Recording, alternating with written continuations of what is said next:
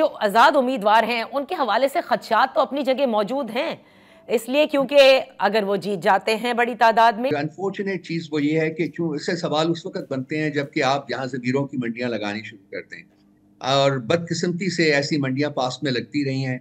आपको याद है जब मंडी लगी थी सिंध हाउस में, जब जरदारी साहब बैठे थे, मसनदे उसी जो आपने वहाँ बनाई थी उनके लिए और उन्होंने लोगों के ज़मीर खरीदे थे।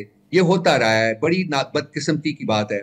हम तो इस किस्म के कल्चर को ख़त्म करने के लिए आए हुए हैं और ये हम इंशाअल्लाह ताला ख़त्म करेंगे। ये जो लोग हैं जिनका आप ज़िक्र कर रहे हैं इंडिपेंडेंट के कॉन्टेक्स्ट में, राइट। ये बड़े डिफरेंट किस्म के लोग हैं। ये वो लोग हैं जो कि पोजीशंस लेने के लिए नहीं बल्कि खान साहब की विजन के साथ जो है इनका इनका ताल्लुक है और उससे ये कमिटेड है। ये बड़े डिफरेंट किस्म के लोग हैं, ये इलेक्टेबल्स नहीं है।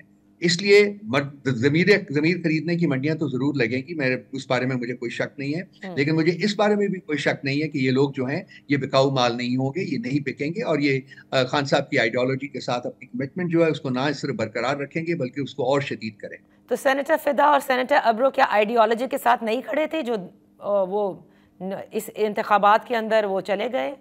उन्होंने अपनी जो जो चले गए हैं उनकी कमिटमेंट में बहुत सी कमजोरियां थी, वो चले गए हैं। उनको हमने शो कॉज कर दिया है, वो अनकरीब पार्टी से निकाल दिए जाए।